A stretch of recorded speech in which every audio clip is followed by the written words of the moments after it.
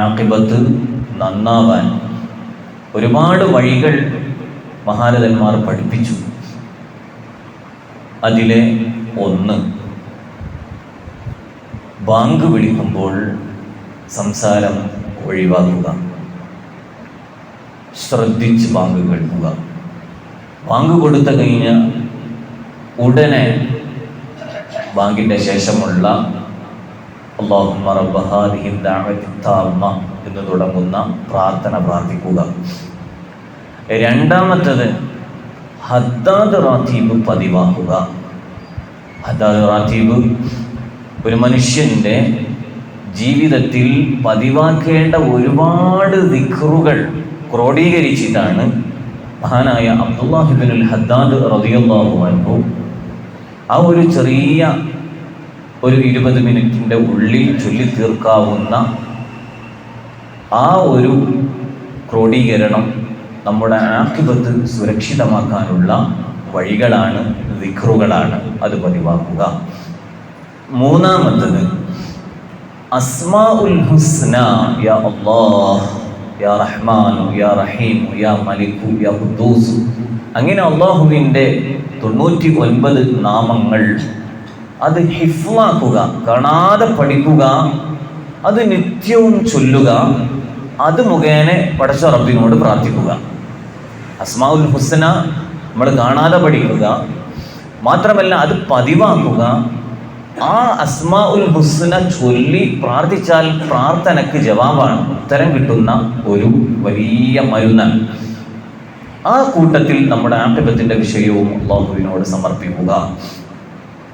നാലാമത്, 5 വക്ത് നിസ്കാരം അത് കൃത്യമായി നിസ്കരിക്കുക എന്ന് മാത്രമല്ല, ആ 5 വക്ത് നിസ്കാരങ്ങൾക്ക് ശേഷമുള്ള ദിക്റുകളും പ്രാർത്ഥനകളും അത് നിരന്തരമായി എത്ര തിരക്കുണ്ടെങ്കിലും അങ്ങനെ തന്നെ നമ്മൾ ഇരുന്ന് സലാം വീട്ടി ഓടുന്നവരുടെ കൂട്ടത്തിൽ പെടാതെ ആ ദിക്റുകളൊക്കെ നമ്മൾ പതിവാക്കി, ആ ദിക്റുകളും ദുആയും കഴിഞ്ഞതിന് ശേഷം ഒരു 3 തവണ ആമൻതു ബില്ലാഹി വബിറസൂലിഹി, ആമൻതു ബില്ലാഹി വബിറസൂലിഹി, ആമൻതു ബില്ലാഹി വബിറസൂലിഹി 3 തവണ. ശേഷം ലാ ഇലാഹ ഇല്ലല്ലാഹ് മുഹമ്മദുർ റസൂലുള്ളാഹ് അതും 3 തവണ. അത് കഴിഞ്ഞതിന് ശേഷം യാ ഹാദി, യാ ഹാദി, യാ ഹാദി അങ്ങനെ 20 തവണ. അത് കഴിഞ്ഞതിന് ശേഷം ഇഹ്ദിനി, ഇഹ്ദിനി എന്ന് പറഞ്ഞ് അവൻ്റെ നെഞ്ചിൽ അവൻ ഊതിയാൽ, അതവൻ പതിവാക്കുകയും ചെയ്താൽ അവൻ്റെ ആഖിബത്ത് സുരക്ഷിതമാകുമെന്ന് മഹാന്മാർ നമ്മോട് പറയുന്നു. അല്ലാഹു നമ്മുടെ ആഖിബത്ത് നന്നാക്കി തരുമാറാകട്ടെ. അഞ്ചാമത്തത്, اللهم صل على سيدنا محمد النبي الأمي الحبيب العالي القدر العظيم الجاه وعلى آله وصحبه وسلم. ഈ സ്വലാത്ത് എല്ലാ ദിവസവും 10 തവണ ഉറങ്ങുന്നതിന് മുമ്പ്, വെള്ളിയാഴ്ച രാവിലാണുമ്പോൾ 100 തവണയും ചൊല്ലിയാൽ അവൻ്റെ ആഖിബത്ത് സുരക്ഷിതമാകും. ആറാമത്തത്, സുബ്ഹി നിസ്കാരം. ആ സുബ്ഹി നിസ്കാരം അതിനു വേണ്ടി ബാങ്ക് വിളിച്ചു, അതിൻ്റെ മുമ്പ് തന്നെ നേരത്തെ എഴുന്നേറ്റ് 2 റക്അത്ത് തഹജ്ജുദൊക്കെ നിസ്കരിച്ച് ഇനി സുബ്ഹി ബാങ്കും പ്രതീക്ഷിച്ച് നിൽക്കുകയാണ്. സുബ്ഹി ബാങ്ക് കൊടുത്തു, അതിൻ്റെ ജവാബും കഴിഞ്ഞു. 2 റക്അത്ത് സുബ്ഹിക്ക് മുമ്പ് ഉള്ള നിസ്കാരവും സുന്നത്ത് നിസ്കാരവും നിസ്കരിച്ചു. ആ നിസ്കരിച്ച ഉടനെ ഖിബലക്ക് മുന്നിട്ട് ചെരിഞ്ഞ് കിടക്കുക. ഇത് പലപ്പോഴും നമുക്കൊരു മടിയാണ്. എത്രയോ മഹാന്മാർ ആ ഒരു സുന്നത്ത് എടുക്കാറുണ്ട്. സുബഹിയുടെ സുന്നത്ത് നിസ്കരിച്ച് നമ്മുടെ പള്ളിയെ സംബന്ധിച്ചിടത്തോളം അങ്ങനെ തിക്കും തിരക്കും കൂട്ടിയിട്ട് ഇങ്ങനെ നിറഞ്ഞു നിൽക്കുന്ന പള്ളിയൊന്നുമല്ല. അപ്പം എത്രയോ സ്ഥലമുണ്ട്, ഓരോരുത്തർക്കും ഓരോ സഫിൽ ഇരുന്നാലും സുന്നത്ത് എടുക്കാൻ കഴിയും. സുബഹിയുടെ മുമ്പുള്ള 2 റക്അത്ത് സുന്നത്ത് നിസ്കരിച്ച് നമ്മൾ ഖിബലക്ക് മുന്നിട്ട് ചെരിഞ്ഞ് കിടക്കുക, വലതു ഭാഗത്തേക്ക് ചെരിഞ്ഞ് നമ്മുടെ നെഞ്ചും നമ്മുടെ മുഖവും ഒക്കെ ഖിബലയിലേക്ക് വെക്കുക. അപ്പം നമ്മളെങ്ങനെ കിടക്കണം? നമ്മുടെ തല ഈ വടക്ക് ഭാഗത്തേക്ക് ആക്കിയിട്ട് അങ്ങനെ കിടന്നാൽ നമുക്ക് ആ സുന്നത്ത് കിട്ടും. അങ്ങനെ കിടന്ന് നമ്മുടെ ആ കിടത്തത്തിൽ നമ്മൾ ഖബറിൽ കിടക്കുകയാണ് എന്ന ചിന്തയോടുകൂടെ കിടന്നിട്ടോ അല്ലാഹുമ്മ റബ്ബ ജിബ്രീല വമീകാഈല വഇസ്റാഫീല വഅസ്റാഈല വഹമലത്തൽ അർശി വമുഹമ്മദ് ഇബ്നു അബ്ദുല്ലാഹി സ്വല്ലല്ലാഹു അലൈഹി വസല്ലം ഈ ദിക്ർ ചൊല്ലി 7 തവണ അല്ലാഹുമ്മ അജ്ർനി മിനന്നാർ അല്ലാഹുമ്മ അജ്ർനി മിനന്നാർ. അത്ര പവറുള്ള ദുആണ്. പഠിച്ചവനെ എന്നെ നരകത്തു നിന്ന് കാക്കണേ എന്നാണ് ആ പറഞ്ഞതിൻ്റെ അർത്ഥം. ആ ദിക്ർ ഒരു 7 തവണ ചൊല്ലുക. ആ 7 തവണ അത് പലപ്പോഴും നമ്മോട് കൽപ്പിക്കപ്പെട്ടതാണ്. സുബ്ഹിക്ക് ശേഷം ലാ ഇലാഹ ഇല്ലല്ലാഹു വഹ്ദഹു ലാ ശരീക ലഹു ലഹുൽ മുൽക്കു വലഹുൽ ഹംദു യുഹ്യീ വയുമീതു അലാ കുല്ലി ഷൈഇൻ ഖദീർ 10 തവണ ചൊല്ലിയതിനു ശേഷം അല്ലാഹുമ്മ അജ്ർനി മിനന്നാർ 7 തവണ നമ്മോട് ചൊല്ലാൻ കൽപ്പിച്ചതാണ്. ഇതേ രൂപത്തിൽ തന്നെയാണ് മഗ്‌രിബിന്റെ ശേഷവും. ഇരിക്കട്ടെ, ഈ ചെരിഞ്ഞു കിടന്ന് നമ്മൾ ഈ ദിക്റും ചൊല്ലി 7 തവണ അല്ലാഹുമ്മ അജ്ർനി മിനന്നാർ ഈ ദിക്റും ചൊല്ലി നമ്മൾ ഇങ്ങനെ കിടക്കുമ്പോൾ ആ ചിന്ത, പഠിച്ചോനെ ഞാനിങ്ങനെ ഖബറിൽ കിടക്കേണ്ടവനാണല്ലോ എന്നും ആലോചിച്ച് ഖബറിലെ ചിന്ത ആ സമയത്ത് കൊണ്ടുവരണം. പിന്നീട് എഴുന്നേറ്റ് അങ്ങനെ തന്നെ ഇരിക്കുക. അങ്ങനെ തന്നെ ഇരുന്ന് യാ ഹയ്യു യാ ഖയ്യൂം ലാ ഇലാഹ ഇല്ലാ അൻത യാ ഹയ്യു യാ ഖയ്യൂം ലാ ഇലാഹ ഇല്ലാ അൻത 41 തവണ ആരോടും സംസാരിക്കാതെ അങ്ങനെ തന്നെ ഇരുന്ന് ആ സുന്നത്തും നമ്മൾ എടുത്താൽ അവൻ്റെ ആഖിബത്തിന് സുരക്ഷിതമാണ് എന്ന് മഹാന്മാർ ഓർമ്മപ്പെടുത്തുകയാണ്. അല്ലാഹു സുബ്ഹാനഹു വ തആല അത്തരം സുന്നത്തുകളൊക്കെ എടുത്ത് നമ്മുടെ ആഖിബത്ത് അല്ലാഹു നന്നാക്കി തരുമാറാവട്ടെ.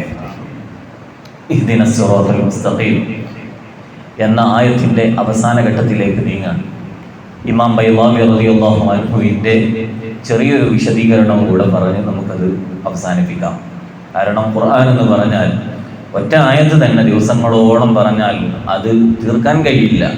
ഏതായിരുന്നാലും ഇമാം ബൈളാവി റളിയല്ലാഹു അൻഹുവിൻ്റെ ഒരു ചെറിയ വിശദീകരണവും കൂടെ നമുക്ക് പഠിക്കാനുണ്ട്. അതിലെന്താണ് പറയുന്നത്? മഹാന്മാർ നമുക്ക് പലപ്പോഴായി നമ്മുടെ ജീവിതത്തിന് ഉപകരിക്കുന്ന പല ഉപദേശങ്ങളും തന്നിട്ടുണ്ട്. എന്നാൽ ഇമാം ബൈളാവി റളിയല്ലാഹു അൻഹു പറയുന്നു, ഇഹ്ദിനസ് സിറാത്തൽ മുസ്തഖീം, പടച്ചോനെ മുസ്തഖീമായ ശരിയായ പാതയിൽ, ദ സക്സസ് പാത്ത് എന്ന് പറയുന്ന ഋജുവായ നേരായ വഴിയിൽ എന്നെ ചേർത്തി തരണേ എന്ന് പറഞ്ഞാൽ ഏറ്റവും പ്രധാനപ്പെട്ടത് നമ്മുടെ ഈമാനാണ്. ആ ഈമാൻ അത് വളരെ കറകളഞ്ഞ നല്ല ഈമാനാവണം. അള്ളാഹുവിലുള്ള വിശ്വാസം കറകളഞ്ഞ വിശ്വാസമാവണം. അള്ളാഹുവിന് കയ്യുണ്ട് എന്ന് പറയുന്ന വിശ്വാസം അത് നമ്മുടെ വിശ്വാസമല്ല. അള്ളാഹുവിന് മകനുണ്ട് എന്ന് പറയുന്നത് അത് നമ്മുടെ വിശ്വാസമല്ല.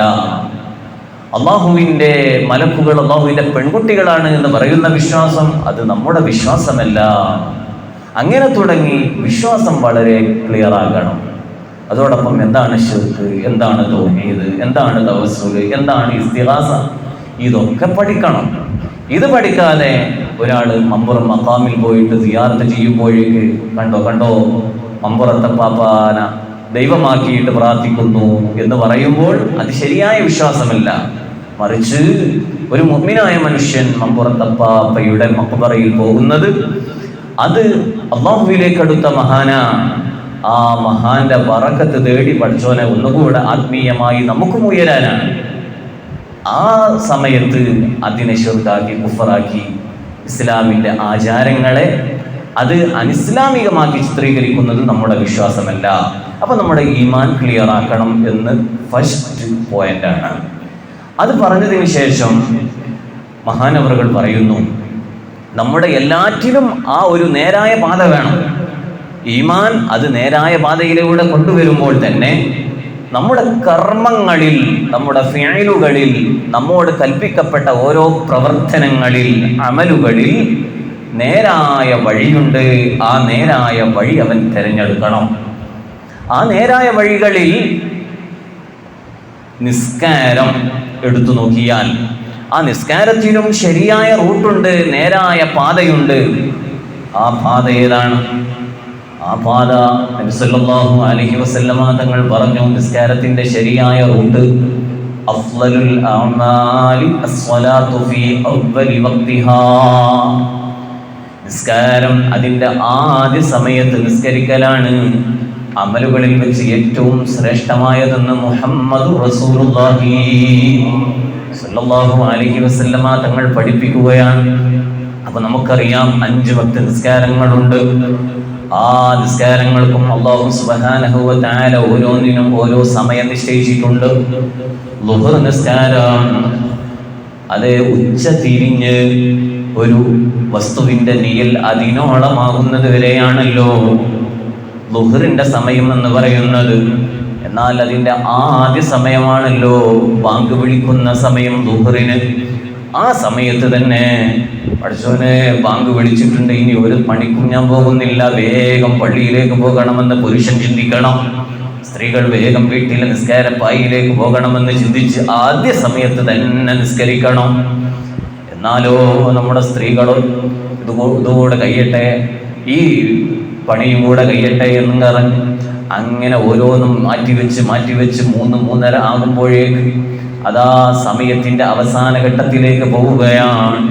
നേരെ മറിച്ച് അവിടെ ചിന്തിക്കേണ്ടത് എല്ലാ പണിയും മാറ്റിവെച്ച് ബാങ്ക് വിളിച്ച ഉടനെ തന്നെ അവൻ നിസ്കരിക്കാൻ നിൽക്കണം, അവൾ നിസ്കരിക്കാൻ നിൽക്കണം.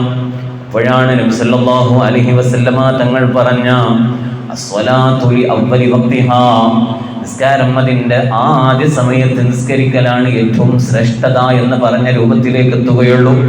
അപ്പൊ ളുഹറിന്റെ സമയം ആ രൂപത്തിൽ അവൻ കണക്കാക്കണം. അസറിന്റെ സമയമോ ഒരു വസ്തുവിന്റെ നിഴൽ അതിനോളമായത് മുതൽ സൂര്യൻ അസ്തമിക്കുന്നത് വരെയാണല്ലോ. നേരെ മറിച്ച് അവന്റെ കളിയും കഴിഞ്ഞു, അവന്റെ എല്ലാം കഴിഞ്ഞു, മഗ്‌രിബ് ബാങ്ക് കൊടുക്കുന്നതിന് മുമ്പ് പോയിട്ട് വേഗം അസർ നിസ്കരിക്കുന്നു, അത് ശരിയല്ല. നേരെ മറിച്ച് അസർ ബാങ്ക് കൊടുത്ത ഉടനെ തന്നെ നിസ്കരിക്കണം. ഇതേ രൂപത്തിൽ മഗ്‌രിബോ സൂര്യൻ അസ്തമിച്ചതു മുതൽ മേഘത്തിലെ കടുംചുവപ്പ് മായുന്നത് വരെയാണല്ലോ മഗ്‌രിബിന്റെ സമയം. നേരെ മറിച്ച് കുറെ സമയം കഴിഞ്ഞ് ഒരു 7:10 ഇശാ ബാങ്കാണെങ്കിൽ സുബ്ഹാനല്ലാഹ്, അതല്ലെങ്കിൽ 8:10 8:14 ഇശാ ബാങ്കാണെങ്കിൽ ഏകദേശം 8 മണി വരെ നീട്ടി കൊണ്ടുപോകുന്നത് ശരിയല്ല. അതിൻ്റെ ആദ്യ വക്തിൽ തന്നെ നിസ്കരിക്കണം. എന്നാൽ ഇശായിന്റെ സമയമോ മേഘത്തിലെ കടുംചുവപ്പ് മഞ്ഞത് മുതൽ ഫജ്ർ സ്വാദിക്ക് വെളിവാകുന്നത് വരെയാണല്ലോ. അതും അതേ രൂപത്തിൽ നീട്ടി കൊണ്ടുപോകാൻ പാടില്ല. ആദ്യ സമയത്ത് തന്നെ നിസ്കരിക്കുന്ന രൂപത്തിലാവണം.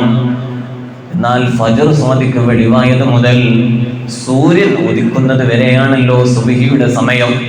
അതും ആദ്യ വക്തിൽ തന്നെ നിസ്കരിച്ച് ശീലിച്ചാൽ നമ്മൾ നിസ്കരിക്കുന്നത് കണ്ട് നമ്മുടെ മക്കൾ നിസ്കരിക്കും, നമ്മുടെ വീട്ടിലുള്ളവർ നിസ്കരിക്കും. നേരെ മറിച്ച് നമ്മൾ സുബ്ഹിക്ക് എഴുന്നേൽക്കുന്നില്ല, വീട്ടുകാരും സുബ്ഹിക്ക് എഴുന്നേൽക്കുകയില്ല. നമ്മൾ എഴുന്നേൽക്കുന്നത് 6 മണിക്കാണ്, വീട്ടുകാരും അതേ രൂപത്തിൽ തന്നെയല്ലാതെ പിന്നീട് നമ്മുടെ മക്കൾ റെഡിയാവുകയില്ല, നമ്മുടെ വഴിയിലേക്ക് കൊണ്ടുവരാൻ പറ്റില്ല. അതുകൊണ്ടാണ് നബി സല്ലല്ലാഹു അലൈഹി വസല്ലമ തങ്ങൾ ഈ 5 വക്ത് നിസ്കാരങ്ങളും ആദ്യ സമയത്ത് തന്നെ നിസ്കരിക്കണേ. അങ്ങനെ നിസ്കരിക്കുന്നത് കാരണം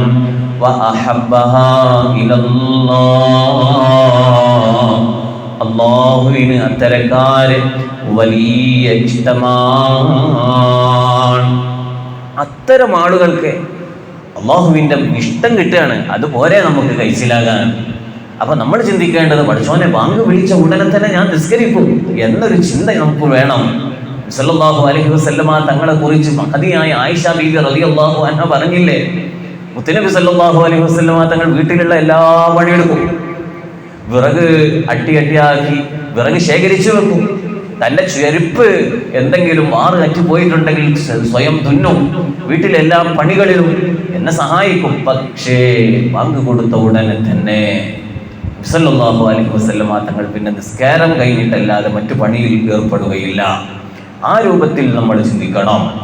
എന്നാൽ നിസ്കാരം ഇങ്ങനെ പിന്തിപ്പിച്ചാലോ കുറച്ചും കൂടെ സമയമുണ്ടല്ലോ, വേണമെങ്കിൽ ഒരു ഉസ്താദിനോട് മസല ചോദിക്കും, ഇങ്ങനെ ഇശാന്റെ സമയം എത്ര ഉണ്ട്, ഫജ്ർ സ്വാദിക്ക് വരെ ഇല്ലേ എന്ന് പറഞ്ഞ് നമുക്കൊരു മസലയും കിട്ടിയല്ലോ. അപ്പൊ നമ്മളെ വിചാരം കുറെ അങ്ങോട്ടുണ്ടല്ലോ എന്ന് കരുതിയിട്ട് നമ്മളിങ്ങനെ പിന്തിക്കും. നേരെ മറിച്ച് അവൻ ചിന്തിക്കേണ്ടത് നബി സല്ലല്ലാഹു അലൈഹി വസല്ലമ തങ്ങൾ പറഞ്ഞ ഹദീസ് ഇങ്ങനെയാണല്ലോ. അല്ലാഹു സുബ്ഹാനഹു വ തആലക്ക് ഇഷ്ടം അവ്വൽ വക്തിൽ നിസ്കരിക്കുന്നവരെയാണല്ലോ, ഞാൻ ആ ഇഷ്ടപ്പെടുന്ന മുഅ്മിനീങ്ങളിൽ പെടണമല്ലോ എന്ന് ചിന്തിച്ച് പിന്തിക്കാതെ ആദ്യ വക്തിൽ തന്നെ നിസ്കരിക്കുന്ന രൂപത്തിലാവണം. അങ്ങനെ പിന്തിച്ചാൽ കിട്ടുന്നതോ ഫവൈലുൽ ലിൽ മുസല്ലീൻ, നിസ്കരിക്കുന്നവർക്കാണ് വൈലെന്ന നരകം എന്ന് പറഞ്ഞ ആയത്തിലൂടെ വിശദീകരിക്കുന്നത്. ഒന്ന് നിസ്കാരത്തിനോട് മടിയുള്ളവരെ കുറിച്ചാണ്, നിസ്കാരം ചിന്തിക്കുന്നവരെ കുറിച്ചാണ്. അപ്പൊ നമ്മൾ ചിന്തിക്കേണ്ടത് അള്ളാഹുവിന്റെ കോപം കിട്ടണോ അതല്ല അള്ളാഹുവിന്റെ ഇഷ്ടം കിട്ടണോ?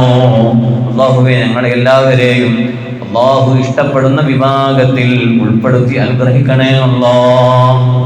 അതുകൊണ്ടാണല്ലോ ഫുഖഹാക്കൾ പറഞ്ഞത്, മനഃപൂർവ്വം ഒരാള് ഫർദ് നിസ്കാരം പിന്തിച്ചാൽ വലിയ കുറ്റാണത്, അങ്ങനെ ചെയ്യാൻ പാടില്ല.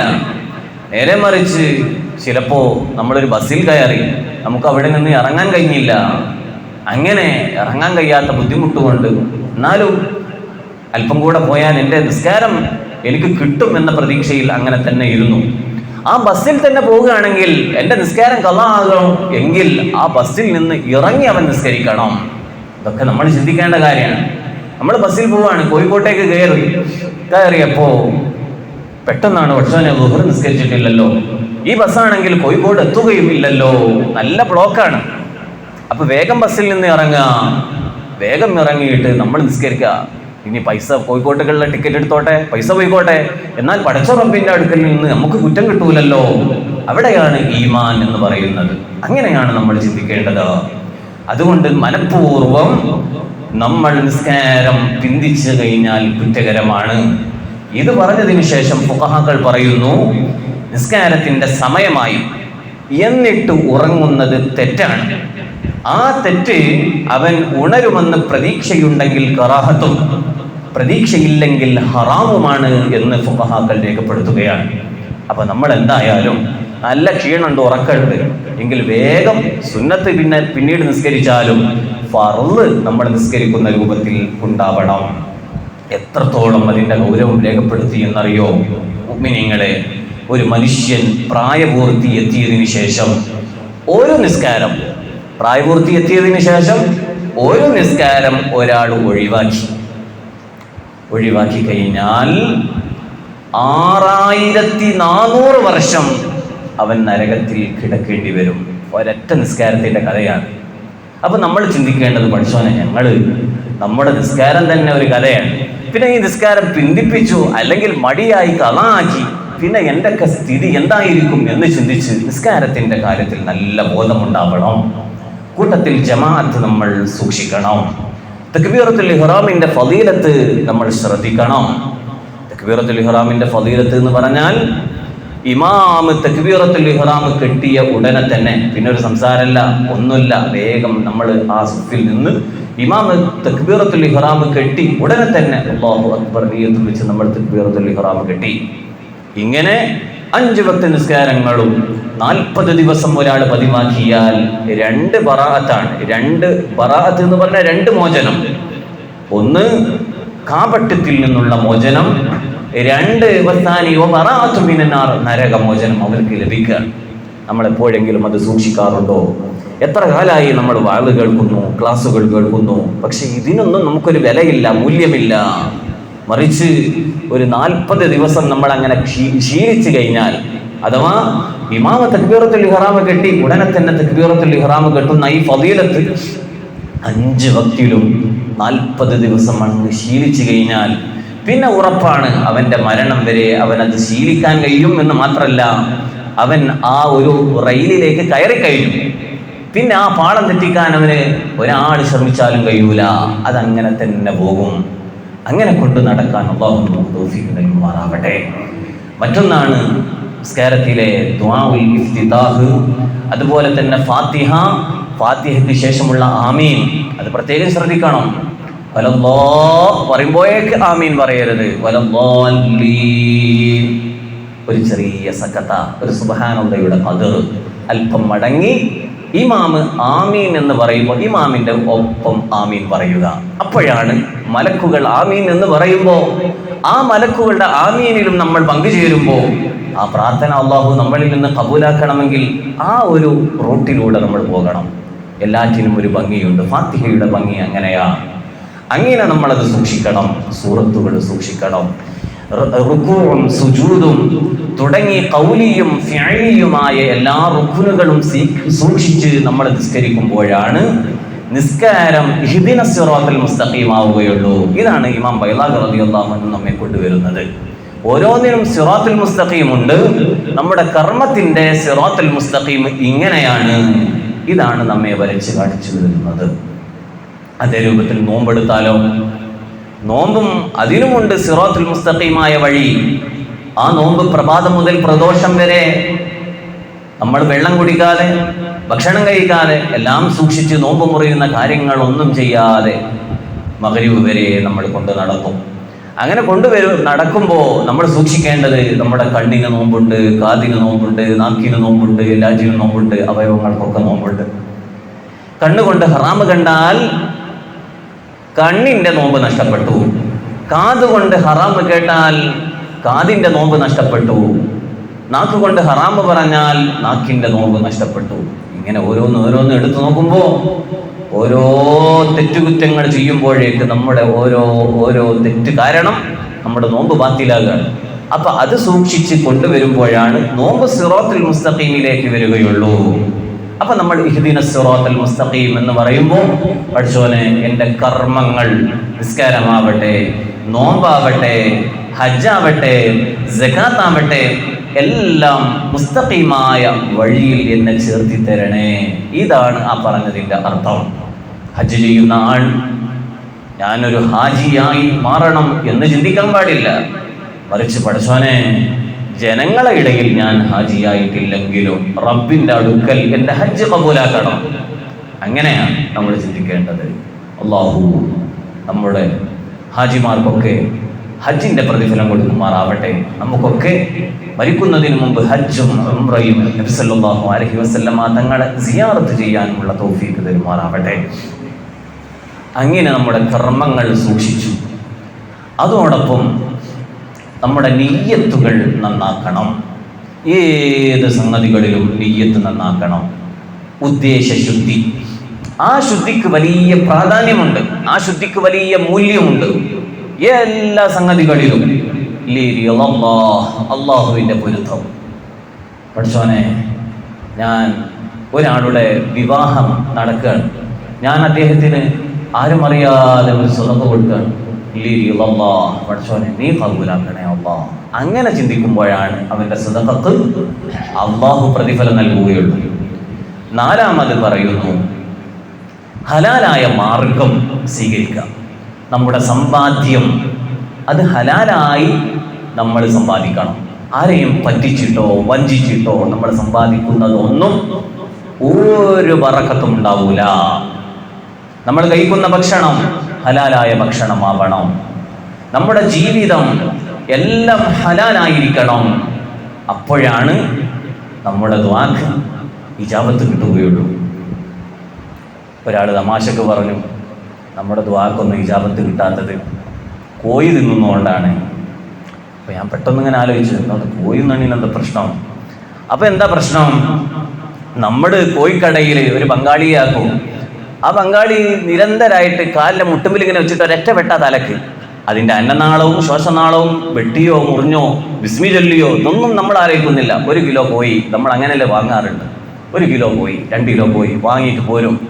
ഇത് എങ്ങനെ അറുത്തു എന്നൊന്നും നമ്മൾ ചിന്തിക്കുന്നില്ല. അപ്പം നമ്മൾ അറുക്കുന്ന ഭാഗത്ത് നോക്കണം, മുസ്ലിം അറുക്കണം, മറ്റൊന്ന് ബിസ്മി ചൊല്ലണം, ശ്വാസനാളവും അന്നനാളവും മുറിയണം. ഈ രൂപത്തിലൊക്കെ നിബന്ധനയുണ്ടല്ലോ. പക്ഷെ അതൊന്നും നമ്മൾ ചിന്തിക്കുന്നില്ല. നമ്മൾ പോയിട്ട് 1 കിലോ കോഴി എന്ന് പറഞ്ഞിട്ട് അത് വെട്ടിയിട്ട് നമ്മളത് കീശയിലാക്കിയിട്ട് നമ്മൾ പോരും. ശ്രദ്ധിക്കണം. അത് ഹറാമായ മാംസമാണെങ്കിൽ അത് നമ്മുടെ വയറ്റിലേക്ക് പോയി അതുകൊണ്ട് നല്ല അറക്കുന്ന ആളുകളുണ്ട്. ചിലപ്പോൾ മുതലാളി തന്നെ നേരത്തെ വന്ന് നല്ല ബിസ്മി ചൊല്ലി ആ അറവ് നടത്തേണ്ടതുപോലെ അറവ് നടത്തി എല്ലാം റെഡിയാക്കി, പിന്നെ വെട്ടലൊക്കെ പണിക്കാരാണ്. ആ രൂപത്തിലുള്ള നല്ല ചിക്കൻ സ്റ്റാളുകളുണ്ട്. അവിടെ നിന്ന് നമ്മൾ കണ്ടറിഞ്ഞ് നമ്മൾ വാങ്ങണം. അല്ലെങ്കിൽ നമ്മൾ പോയിട്ട് നമ്മൾ അറുത്ത് കൊടുക്കണം. എന്തെങ്കിലും കണ്ടാൽ വേണ്ട ഞാൻ അറുത്തോളാം എന്ന് പറഞ്ഞിട്ട് നമ്മൾ പോയിട്ട് എന്താക്കണം, അറുക്കണം. ഈ രൂപത്തിൽ നമ്മുടെ ഭക്ഷണം നമ്മൾ ഹലാലാക്കണം. അങ്ങനെ ഭക്ഷണം, സമ്പാദ്യം, ജീവിതം എല്ലാം ഹലാലാവണം. അപ്പോഴാണ് അത് സിറാത്തുൽ മുസ്തഖീം ആവുകയുള്ളൂ. അതും സിറാത്തുൽ മുസ്തഖീം ആകണമല്ലോ. അപ്പൊ ഇതാണ് ഇമാം ബൈളാഖി റളിയല്ലാഹു അൻഹു നമ്മെ ഉണർത്തുന്നത്. 5, അനീതിയും വഞ്ചനയും ഒഴിവാക്കണം. ആരെയും ചതിക്കാൻ പാടില്ല, അവകാശങ്ങൾ കവർന്നെടുക്കാൻ പാടില്ല. അങ്ങനെയൊക്കെ കവർന്നെടുത്താൽ പടച്ച റബ്ബിന്റെ അടുക്കൽ ശിക്ഷയുണ്ട് എന്ന് മാത്രമല്ല, നമ്മുടെ ജീവിതം അത് മുസ്തഖീമായ വഴിയിൽ ആവുകയില്ല. 6-ാമത്തത് കലിമത്തുൻ ത്വയ്യിബ, എപ്പോഴും നല്ല വാചകമേ പറയാവൂ. മനുഷ്യരോട് നല്ല സ്വഭാവം കാണിക്കുക. 7-ാമത്തത് തെറ്റുകൾ വന്നാൽ നമുക്ക് പറ്റുമെങ്കിൽ അത്തരം നല്ല വ്യക്തികളോട് പറയാം, മോനെ അങ്ങനെ ചെയ്യേണ്ട, മോനെ എങ്ങനെ ചെയ്താൽ മതി എന്ന് പറയാം. പിന്നീടും ദേഷ്യം കാണിക്കുകയാണെങ്കിൽ പിന്നെ ആ വൈക്ക് മെയിൻറ്റെയിൻ ചെയ്യേണ്ട. കാരണം നമ്മൾ പറഞ്ഞു കൊടുക്കുക, മനസ്സിലാക്കി കൊടുക്കുക, ഇങ്ങനെയൊക്കെയാണ് വിഷയങ്ങൾ എന്ന് പറയാം. അത് സ്വീകരിച്ചാൽ അവൻക്ക് ഖൈർ എന്ന് പറഞ്ഞു കൊടുക്കുക. മറ്റൊന്ന്, നമ്മുടെ ശരീരത്തിൽ വല്ല തെറ്റുകുറ്റങ്ങളും വന്നു കഴിഞ്ഞാൽ ഉടനെ തന്നെ നമുക്ക് തൗബ നമ്മൾ ചെയ്യണം. ആ തൗബ നല്ല ഖേദത്തോടെയാകണം. അങ്ങനെ ഖേദത്തോടെയാകുമ്പോൾ ആ മനുഷ്യൻ നല്ല സിറാത്തുൽ മുസ്തഖീമായ വഴിയിലേക്ക് ചേർന്ന് കഴിഞ്ഞു. നേരെ മറിച്ച് അവൻ്റെ പാളം തെറ്റി, അപ്പോഴാണല്ലോ തെറ്റുകളിലേക്ക്, തിന്മയിലേക്ക് പോവുക. ആ പാളം ശരിയാവാനാണ് തൗബ വെച്ചിട്ടുള്ളത്. ആ തൗബയിലൂടെ അവൻ മുന്നേറാം. തൗബ ചെയ്യുമ്പോൾ ചിന്തിക്കേണ്ടത്, പഠിച്ചോനെ ഇനിമേൽ ഞാൻ അത്തരം പ്രവൃത്തിയിലേക്ക് പോകൂല എന്ന് കരുതിയിട്ട് തൗബ ചെയ്യണം. വീണ്ടും ആ ഒരു തെറ്റിലേക്ക് വീണ്ടും ആവർത്തിച്ചാൽ ഈ തൗബക്ക് പ്രസക്തിയില്ല. ഇതും മഹാരഥന്മാർ നമ്മെ പഠിപ്പിക്കുകയാണ്.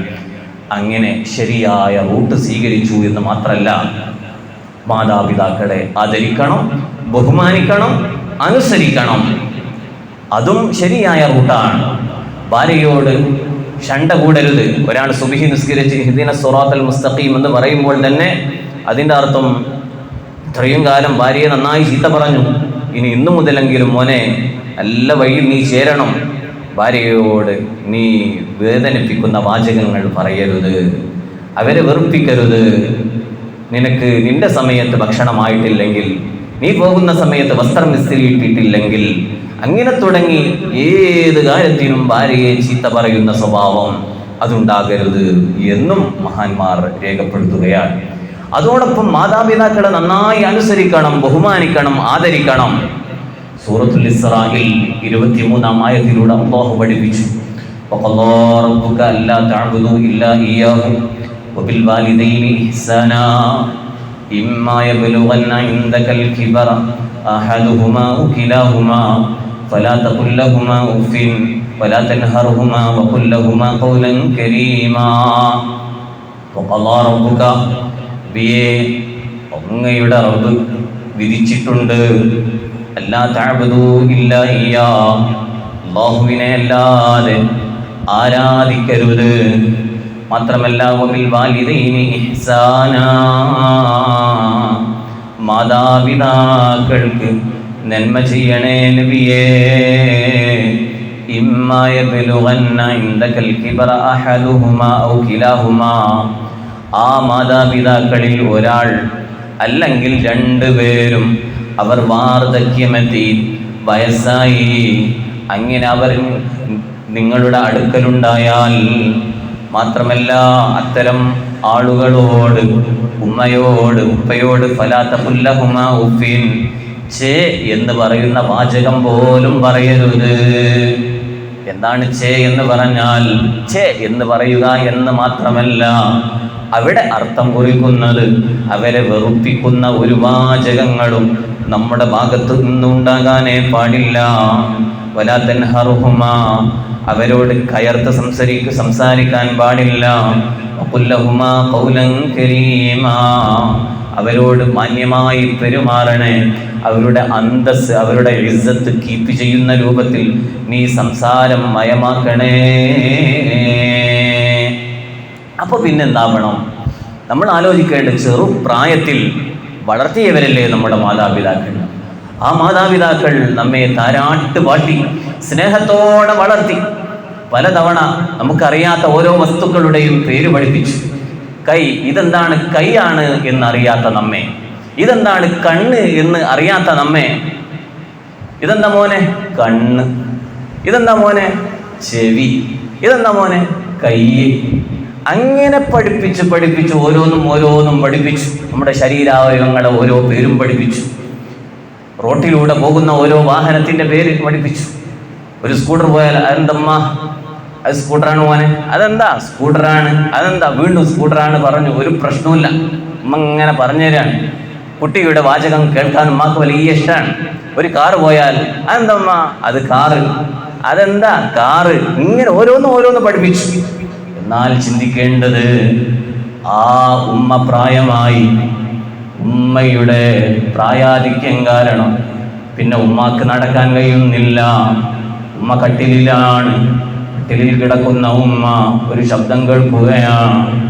ആ ശബ്ദം കേൾക്കുമ്പോൾ, മോനെ, ഈ മോനിപ്പോൾ പണമുണ്ട്, ഗൾഫിൽ നിന്ന് വന്നതാണ്, നല്ല പൈസയുണ്ട്. ഉമ്മ കട്ടിലിൽ കിടക്കുകയാണ്. കിടക്കുന്ന സമയത്ത് ഉമ്മ ചോദിച്ചു, മോനെ അതെന്താണ് ആ ശബ്ദം? അപ്പോൾ റോട്ടിലൂടെ കാറ് പോയതാണ്. അപ്പോൾ ഈ മകൻ കോലായിൽ നിന്ന് വിളിച്ചു പറഞ്ഞു, ഉമ്മ അത് കാറാണ്. ഉമ്മ കേട്ടിട്ടില്ല, ശബ്ദം കുറവാണ്, പ്രായമായില്ലേ. രണ്ടാമത് ചോദിച്ചു, മോനെ എന്താ ശബ്ദം? അപ്പോൾ ഈ മോന് പറയാണ്, കാറാണുമ്മ. വീണ്ടും ചോദിച്ചു, ഉമ്മ കേട്ടിട്ടില്ല, ഈ കാറാണെന്ന് പറഞ്ഞ് 2 പ്രാവശ്യം പറഞ്ഞ് കേട്ടിട്ടില്ല. മൂന്നാമത് ചോദിച്ചു, എന്താ മോനെ? അതെന്തേ ആയിക്കോട്ടെ, നിങ്ങൾക്ക് അവിടെ കിടന്നാൽ പോരെ. പറയരുതേ മക്കളെ, ഒരിക്കലും പറയാൻ പാടില്ല. കണ്ണ് എത്ര പ്രാവശ്യം എന്താണ് ഉമ്മ എന്ന് ചോദിച്ചപ്പോൾ കണ്ണ് ഒരുപാട് തവണ പറഞ്ഞ് പഠിപ്പിച്ച ഉമ്മ. ഇതെന്താ ഉമ്മ? കാതാണ് എന്ന് പഠിപ്പിച്ച ഉമ്മ. റോട്ടിലൂടെ പോകുന്ന ഓരോ വാഹനത്തിൻ്റെയും പേര് പഠിപ്പിച്ച ഉമ്മ. പിന്നെ ആ ഉമ്മയോട് കയർത്ത് സംസാരിക്കുകയാണ്, നിങ്ങൾക്ക് അവിടെ കിടന്നാൽ പോലെ, ഇതിൽ കൂടെ പോകേണ്ടത് നിങ്ങൾക്ക് നോക്കേണ്ട ആവശ്യമില്ലല്ലോ. ഓ, എത്ര വലിയ ഗൗരവമേറിയ വാചകമാണ്. അതാണ് അല്ലാഹു തആല പറഞ്ഞത്, ഫലാ തഖുൽ ലഹുമാ ഉഫ്ഫീൻ, അവരെ വേദനിപ്പിക്കുന്ന ഒരു വാചകം പോലും പറയാൻ പാടില്ല. വലാ തൻഹറുഹുമാ, അവരെ നിങ്ങൾ വിരട്ടാൻ പാടില്ല. വഖുൽ ലഹുമാ ഖൗലൻ കരീമ, മാന്യമായ വാചകത്തിലൂടെയല്ലാതെ നിങ്ങൾ അവരോട് പെരുമാറാനേ പാടില്ല. അപ്പോഴാണ് സിറാത്തുൽ മുസ്തഖീമായ വഴിയിൽ നമുക്ക് സഞ്ചരിക്കാൻ കഴിയൂ. ഒറ്റ സംഭവം കൂടെ പറഞ്ഞാൽ നിർത്തുകയാണ്. ഒരു സംഭവം, ഉമ്മയുടെ അനുവാദം ലഭിച്ചാലേ നമുക്ക് ഏത് യാത്രക്ക് വേണ്ടിയും പോകാൻ പറ്റൂ. അത് ഹജ്ജാവട്ടെ, അതല്ല മറ്റു സിയാറത്ത് യാത്രകളാവട്ടെ, എന്ത് യാത്രയാണെങ്കിലും ഉമ്മയുടെ സമ്മതം വാങ്ങണം, ഉപ്പയുടെ സമ്മതം വാങ്ങണം. ഇതല്ലാതെ ഒരു യാത്രയും നമ്മൾ പോകാൻ പാടില്ല. ഒരു യുവാവ് ഏറെ നാളായി ഹജ്ജിന് പോകണമെന്നൊരു ആഗ്രഹം ഏതൊരു മുഅ്മിനിനും ഉണ്ടാകുമല്ലോ, ആ ആഗ്രഹം. പക്ഷേ ഉമ്മയുടെ സമ്മതം വാങ്ങണം, ഉപ്പയുടെ സമ്മതം വാങ്ങണം. അതില്ലാതെ ഹജ്ജിന് പോലും പോകാൻ പാടില്ല. സാമ്പത്തിക ശേഷിയും ആരോഗ്യവും ലഭിച്ചപ്പോ ഈ മനുഷ്യന് ഒന്ന് ഹജ്ജിന് പോയാലോ എന്ന് ചിന്തിക്കുകയാണ്. ഹജ്ജിന് പോയാലോ എന്ന് ചിന്തിച്ചപ്പോ ഈ മകൻ തൻ്റെ ഉമ്മയോട് സമ്മതം ചോദിക്കുകയാണ്. ഉമ്മാ, എനിക്ക് ഹജ്ജിന് പോകണമെന്നൊരാഗ്രഹമുണ്ട്, നിങ്ങളുടെ സമ്മതം ഒന്ന് വാങ്ങാൻ വേണ്ടി വന്നതാണ്.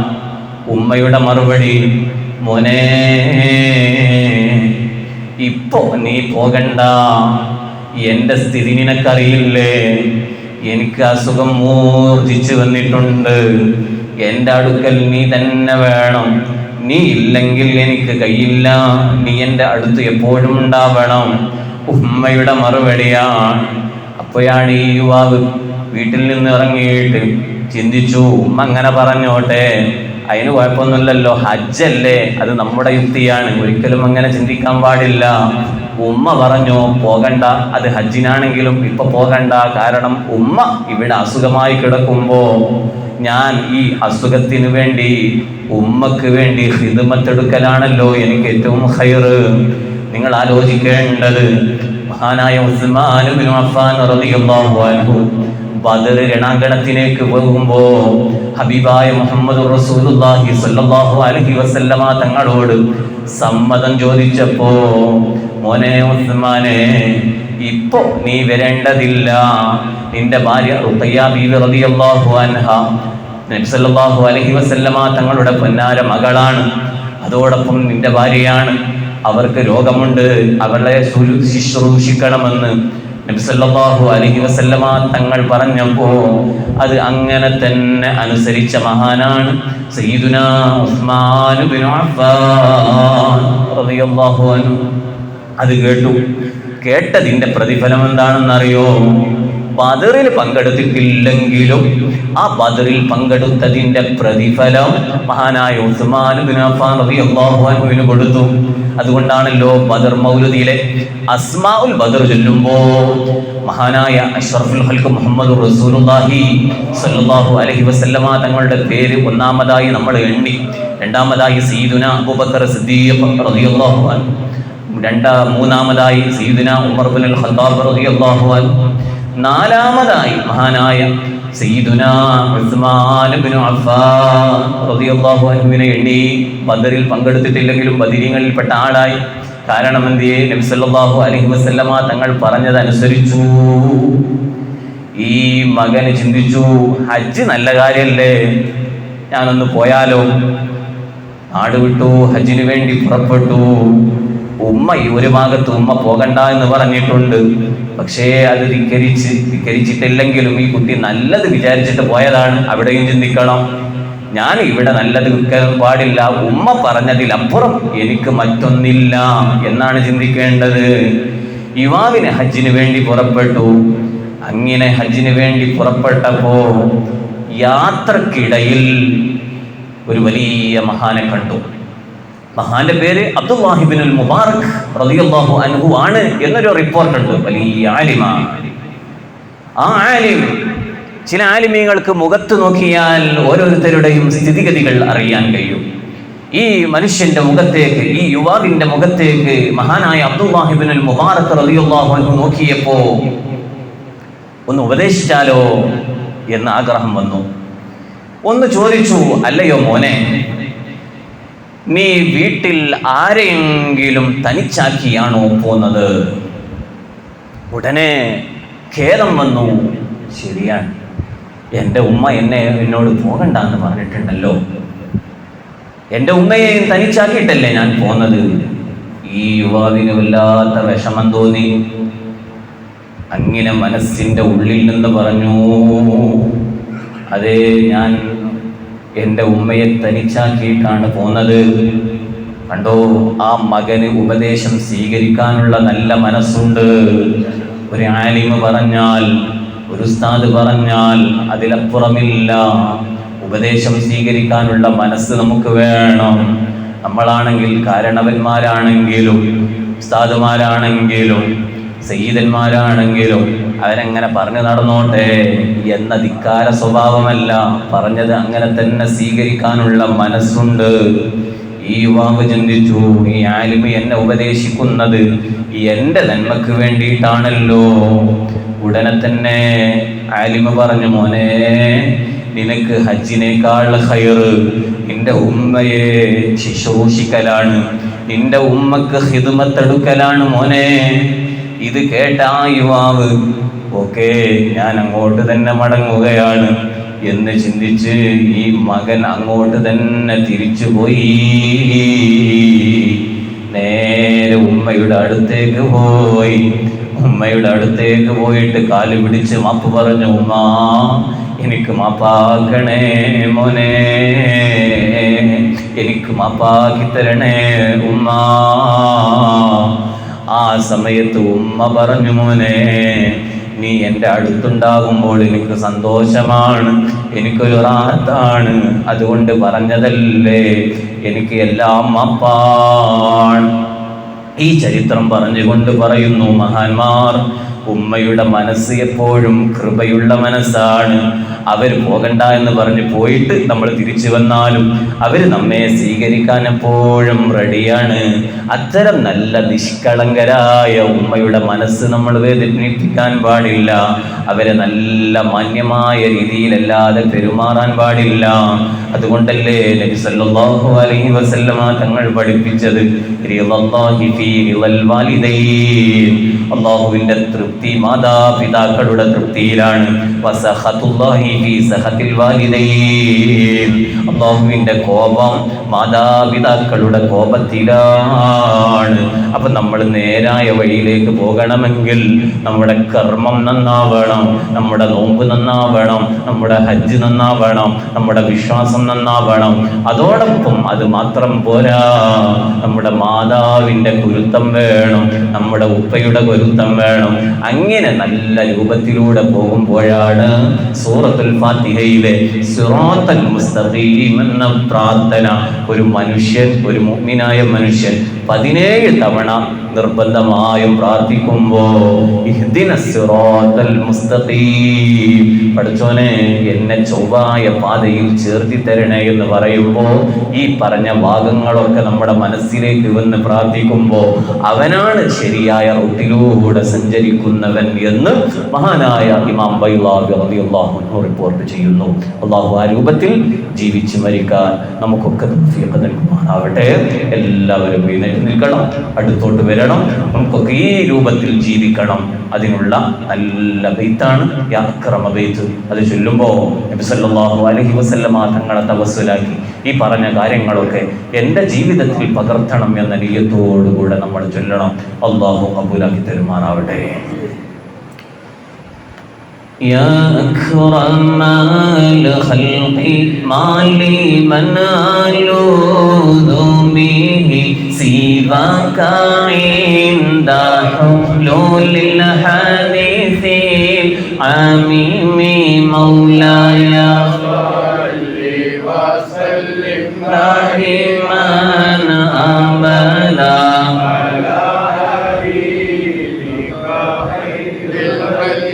كلهم من يضيق رسول الله جاهك بإذا الكريم تجلى باسم منتقم مولاي صل وسلم دائما أبدا على حبيبك خير كلهم فإن من جودك الدنيا وضرتها ومن علومك علم اللوح والقلم مولاي صل وسلم دائما أبدا على حبيبك خير الخلق كلهم يا نفس لا تقنطي من زلة عظم إن الكبائر في الغفران كالأمم مولاي صل وسلم دائما أبدا على حبيبك خير الخلق كلهم لعل رحمة ربي حين يقسمها تهدي على حسب العصيان في القسم مولاي صل وسلم دائما أبدا على حبيبك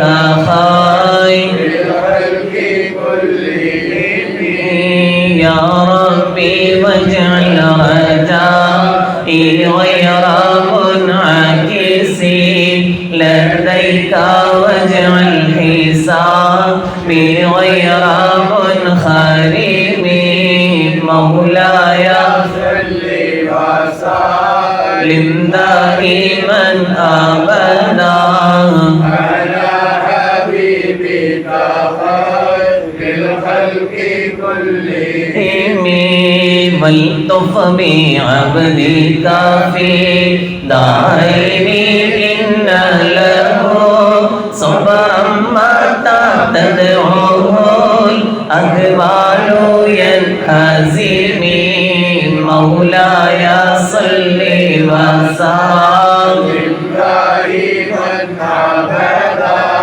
على حبيبك خير الخلق كلهم وأذن لصاحبي صلاة منك دائمة على النبي بمنهل ومرسجم مولاي صل وسلم دائما أبدا على حبيبك خير الخلق كلهم والآل وصحبه ثم التابعين لهم أهل التقى والنقى والحلم والكرم مولاي صل وسلم دائما أبدا على حبيبك خير الخلق كلهم مر النهات عذبات الباني حصبا وأطرب العيسى حاد العيس بالنغم مولاي صل وسلم دائما أبدا على حبيبك خير الخلق كلهم سيدنا رسول الله سيدنا حبيب الله سيدنا رسول الله سيدنا حبيب الله ثم الرضا عن أبي بكر وعن عمر وعن علي وعن عثمان ذي الكرم سيدنا رسول الله سيدنا حبيب الله سيدنا رسول الله سيدنا حبيب الله سمر سعيد زبيد طلحة وآمن عبيدة وابن عوف عشير الكرم سيدنا رسول الله سيدنا حبيب الله سيدنا رسول الله سيدنا حبيب الله يا ربي بالمصطفى بلغ مقاصدنا واغفر لنا ما مضى يا واسع الكرم يا ربي بالمصطفى بلغ مقاصدنا واغفر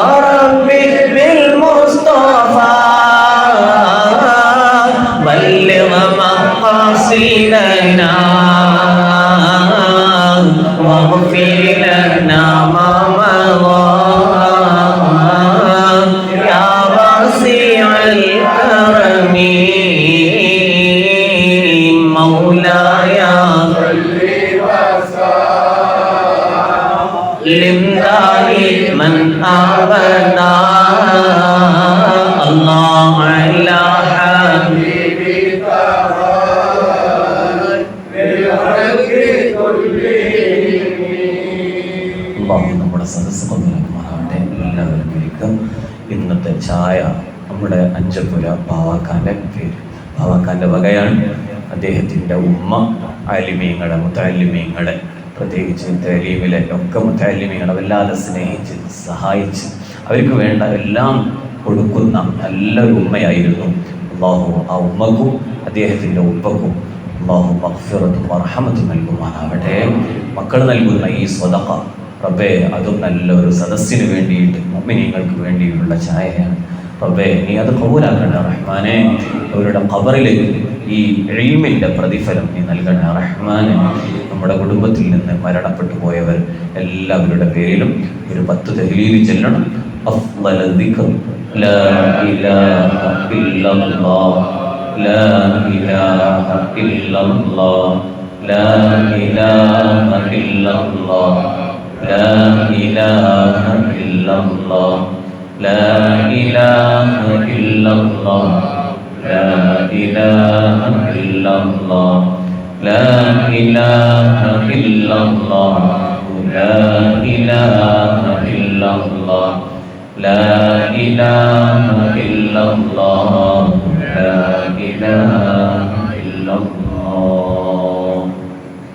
അൽഹംദുലില്ലാഹ് അൽഹംദുലില്ലാഹി റബ്ബിൽ ആലമീൻ الذي أنعم علينا بالإيمان وهدانا إلى دين الإسلام. حمدا كثيرا طيبا مباركا فيه على كل حال. يا ربنا لك الحمد كما ينبغي لجلال وجهك وعظيم سلطانك. سبحانك لا نحصي ثناء عليك أنت كما أثنيت على نفسك، فلك الحمد ولك الشكر حتى ترضى. اللهم أوصل وبلغ مثل ثواب ما قرأناه ومدح نبيك الكريم إلى حضرة نبينا وشفيعنا وسيدنا محمد صلى الله عليه وسلم، وإلى حضرات سائر الأنبياء والمرسلين، وإلى حضرات أهل الخير كلهم أجمعين. اللهم أفض علينا من فيوضاتهم وأمدنا بمددهم واحمنا بحمايتهم وانصرنا بنصرتهم يا خير الناصرين يا خير الحافظين يا خير الفاتحين أرحم الراحمين يا الله. എല്ലാ ഞായറാഴ്ചകളിലും സുബഹി നിസ്കാരത്തിന് ശേഷം ഞങ്ങൾ ഇവിടെ പറയുന്ന ഇൽമ് നീ കബൂലാക്കണേ റഹ്മാനെ. അത് നാഫിയായ ഇൽമാക്കി നീ ഞങ്ങളിൽ നിന്ന് കബൂലാക്കണേ റഹ്മാനെ. അത് മുഖേന ഞങ്ങളുടെ ഈമാനിന് നീ വെളിച്ചം നൽകണേ റഹ്മാനെ. സിറാത്തുൽ മുസ്തഖീമായ വഴിയിൽ ഞങ്ങളെ സ്ഥിരപ്പെടുത്തി അതിലേക്ക് ഞങ്ങളെ ചേർത്തി തരണേ റഹ്മാനെ. ഞങ്ങളുടെ ആഖിബത്തിന് കേടുപാട് വരുന്ന ഒരു പ്രവർത്തനങ്ങളിലും ഞങ്ങളെ ആരെയും നീ പെടുത്തരുത് റഹ്മാനെ.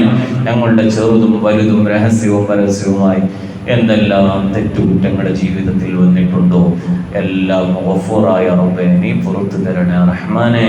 നീ പുറത്തു തരണേ റഹ്മാനെ. കണ്ണുകൊണ്ട് കണ്ടതും കാതുകൊണ്ട് കേട്ടതും നാക്കുകൊണ്ട് പറഞ്ഞതും മറ്റു അവയവങ്ങളെ കൊണ്ട് ചെയ്തതും മുഴുവനും നീ പുറത്ത് മാപ്പാക്കി തരണേ അല്ലാഹ്. ഇത്തരം നല്ല നല്ല സദസ്സുകളിൽ മുഅ്മിനീങ്ങളിൽ ഒത്തുകൂടി നിന്റെ ഹബീബായ മുഹമ്മദുർ റസൂലുള്ളാഹി സ്വല്ലല്ലാഹു അലൈഹി വസല്ലമ തങ്ങളുടെ മദ്ഹുൻ ചൊല്ലി ഈ ഇരിക്കുന്ന സദസ്സിൽ റഹ്മത്തിന്റെ മലക്കുകൾ ഉണ്ടെന്ന് നിന്റെ ഹബീബായ മുഹമ്മദുർ റസൂലുള്ളാഹി സ്വല്ലല്ലാഹു അലൈഹി വസല്ലമ തങ്ങൾ പഠിപ്പിച്ചതാണല്ലോ റബ്ബേ. അത് മുഖേന ഞങ്ങളെ നീ കബൂലാക്കണേ അല്ലാഹ്. ദോഷങ്ങൾ മുഴുവനും നീ പുറത്തു തരണേ അല്ലാഹ്. ജീവിതം നല്ല ഋജുവായ നല്ല ചിട്ടയുള്ള ജീവിതമാക്കി തരണേ റഹ്മാനെ. നേരത്തെ എഴുന്നേറ്റ് നിന്റെ മുമ്പിൽ തഹജ്ജുദ് നിസ്കരിക്കുന്ന ജീവിതം തരണേ അല്ലാഹ്. ഖുർആൻ പാരായണം ചെയ്യുന്നവരിൽ ഞങ്ങളെ പെടുത്തണേ അല്ലാഹ്. ദിക്റും തഹ്ലീലും സ്വലാത്തും നിത്യമാക്കുന്നവരിൽ ഞങ്ങളെ പെടുത്തണേ അല്ലാഹ്. ഒരൊറ്റ ജമാഅത്ത് നിസ്കാരങ്ങളും മുടക്കുന്നവരിൽ ഞങ്ങളെ പെടുത്തരുത് റഹ്മാനെ. നിസ്കാരം പിന്തിക്കുന്നവരിൽ ഞങ്ങളെ പെടുത്തരുത് റഹ്മാനെ. റബ്ബേ നിസ്കാരം ഖളാക്കുന്നവരിൽ ഞങ്ങളെ തീരപ്പെടുത്തരുത് റഹ്മാനെ. അർഹമുർറാഹിമായ അല്ലാഹ് നിസ്കാരങ്ങൾക്ക് മുമ്പും ശേഷവുമുള്ള റവാത്തിബു സുന്നത്ത് നിസ്കാരങ്ങൾ സ്ഥിരമായി നിസ്കരിക്കാനുള്ള ഭാഗ്യം തരണേ അല്ലാഹ്. ദുഹായും വിത്റും തഹജ്ജുദും കൃത്യമായി നിസ്കരിക്കാനുള്ള തൗഫീഖ് നീ തരണേ അല്ലാഹ്. ഖൈറായ പ്രവർത്തനങ്ങൾക്കുള്ള മുഴുവൻ തൗഫീഖുകളും നീ തരണേ റഹ്മാനെ. വല്ല തിന്മയും ചെയ്താൽ അത്തരം ഖൈറായ പ്രവർത്തനങ്ങൾ ചെയ്യാനുള്ള തൗഫീഖ് കൊടുക്കൂല എന്ന് നിന്റെ മഹാന്മാർ പറഞ്ഞിട്ടുണ്ട് റബ്ബേ. അത്തരം ഒരു ചീത്ത പ്രവർത്തനങ്ങളിലേക്ക് പോയി ഞങ്ങളുടെ ഖൈറായ പ്രവർത്തനങ്ങളെ മുടക്കിക്കളയുന്ന ഒരു പ്രവർത്തനങ്ങളിലും ഞങ്ങൾ ആരെയും പെടുത്തരുത് റഹ്മാനെ. എപ്പോഴും ഞങ്ങളുടെ കണ്ണാണെങ്കിലും കാതാണെങ്കിലും ശരീരാവയവങ്ങൾ മുഴുവനും റബ്ബേ ഇത് ചെയ്യുന്നത് പൊരുത്തമാണോ നീ ഇഷ്ടപ്പെടുന്നതാണോ എന്ന് ചിന്തിച്ച് പ്രവർത്തിക്കാനുള്ള നല്ല തൻ്റെടവും ബുദ്ധിയും അവസരവും നീ തരണേ റഹ്മാനെ. റബ്ബേ ആ രൂപത്തിൽ ഞങ്ങളെ ജീവിച്ചു വളർത്തി അവസാനം ഞങ്ങളുടെ ആഖിബത്തിൽ നന്നാക്കി തരണേ അല്ലാഹ്. റബ്ബേ ഈ സദസ്സിൽ പങ്കെടുത്ത ചെറിയ മക്കൾ, യുവാക്കൾ, പ്രായമുള്ളവർ, ഇത്തരം ആളുകളൊക്കെ ഒരുമിച്ച് കൂടി നിന്നിലേക്ക് കൈമലർത്തി ചോദിക്കുന്ന ഈ പ്രാർത്ഥന നീ തട്ടരുത് റഹ്മാനെ. ഈ ഇരിക്കുന്ന ഓരോ മുഅ്മിനീങ്ങളിൽ എന്തെല്ലാം വിഷമങ്ങളുണ്ടോ അകറ്റിക്കൊടുക്കണേ അല്ലാ, പ്രയാസങ്ങളുണ്ടോ അകറ്റിക്കൊടുക്കണേ അല്ലാ, രോഗങ്ങളുണ്ടോ നീ ശിഫയാക്കി കൊടുക്കണേ റഹ്മാനെ. കുടുംബത്തിൽ വരുന്ന പ്രയാസങ്ങൾ, മറ്റു മാനസിക വിഷമങ്ങൾ, അതുപോലെ തന്നെ സാമ്പത്തികമായ മറ്റു വിഷയങ്ങൾ എല്ലാം നീ പരിഹരിച്ചു കൊടുക്കണേ റഹ്മാനെ. എപ്പോഴും നിന്റെ റഹ്മത്തിന്റെ നോട്ടം ഞങ്ങളിലേക്ക് നീ നൽകണേ റഹ്മാനെ. നിന്റെ വളവിന്റെ നോട്ടത്തിൽ നിന്ന് ഞങ്ങൾക്ക് കാവൽ തരണേ റഹ്മാനെ. അർഹമുർ റഹീമായ അല്ലാഹ്, പകർച്ചവ്യാധികളിൽ നിന്ന് ഞങ്ങൾക്ക് നീ കാവൽ തരണേ റഹ്മാനെ. അപകട മരണങ്ങളിൽ നിന്ന് കാവൽ തരണേ അല്ലാഹ്. ഞങ്ങളുടെ ഇരുത്തത്തിലും നടത്തത്തിലും പ്രവർത്തനങ്ങളിലും നിന്റെ ഹിഫ്ള് ഹിമായത്ത് തരണേ റഹ്മാനെ. അർഹമുർ റഹീമായ അല്ലാഹ്, ആവശ്യമുള്ള സമയത്ത് ആവശ്യമായത് ഞങ്ങൾക്ക് നീ ചൊരിഞ്ഞു തരണേ റഹ്മാനെ. ഞങ്ങളുടെ കടങ്ങൾ മുഴുവനും നീ വീട്ടിത്തരണേ അല്ലാഹ്. ചോദിച്ചതിനൊക്കെ നീ ഞങ്ങൾക്ക് വളരെയധികം പ്രതിഫലങ്ങൾ തന്നിട്ടുണ്ട് റബ്ബേ. ഞങ്ങളുടെ എല്ലാ വിഷയങ്ങളും നീ പരിഹരിച്ചു തരണേ റഹ്മാനെ. അവസാനം ഒരാൾക്ക് പോലും ഒരു രൂപ പോലും കടം കൊടുക്കാനില്ലാതെ എല്ലാ ഹക്ക് ഇടപാടുകളും വീട്ടി റാഹത്തോടുകൂടെ മരിക്കണം നീ തൗഫീഖ് തരണേ അല്ലാഹ്. അർഹമുർ റഹീമായ അല്ലാഹ്, ഒരു വെള്ളിയാഴ്ച രാവിലോ പകലിലോ ഞങ്ങളെ നീ മരിപ്പിക്കണേ റഹ്മാനെ. റാഹത്തോടുകൂടെ നിന്റെ മലക്കുൽ മൗത്ത് അസ്റായീൽ അലൈഹിസ്സലാം വരുമ്പോൾ ശുദ്ധമായ ശരീരത്തിൽ നല്ല വുളൂഓടുകൂടെ കിടന്ന് മർഹബ എന്നും പറഞ്ഞ് നിന്റെ മലക്കുകൾ വന്ന്, നിന്റെ റഹ്മത്തിന്റെ മലക്കുകൾ വന്ന് സമാധാനിപ്പിക്കുന്ന വിധം നിന്റെ ഹബീബായ മുഹമ്മദ് റസൂലുള്ളാഹി സ്വല്ലല്ലാഹു അലൈഹി വസല്ലമ തങ്ങളുടെ പുഞ്ചിരിക്കുന്ന മുഖവും കണ്ട് ഞങ്ങൾക്ക് മരിക്കണം നീ ഭാഗ്യം തരണേ അല്ലാഹ്. ആ സമയത്ത് നിന്റെ കലിമത്ത് തൗഹീദ് നല്ല ഉച്ചത്തിൽ ഒരു ഹർഫിന് പോലും ഒരു കളങ്കമില്ലാതെ ലാ ഇലാഹ ഇല്ലല്ലാഹ്, അത് മനസ്സിന്റെ അടിത്തട്ടിൽ നിന്ന് നിന്റെ തൗഹീദിന്റെ കലിമ വരണം. അങ്ങനെ ഞങ്ങൾക്ക് മരിക്കണം നീ ഭാഗ്യം തരണേ അല്ലാഹ്. നീ ഭാഗ്യം തരണേ അല്ലാഹ്. ഞങ്ങളെ എല്ലാവരെയും നിന്റെ സ്വർഗ്ഗത്തിൽ ഒരുമിച്ച് കൂട്ടി അനുഗ്രഹിക്കണേ അല്ലാഹ്. റബ്ബനാ തഖബ്ബൽ മിന്നാ ഇന്നക അൻതസ് സമീഉൽ അലീം വതുബ് അലൈനാ ഇന്നക അൻതത് തവ്വാബുർ റഹീം വറഹംനാ ബിഅൻവാഇ റഹ്മ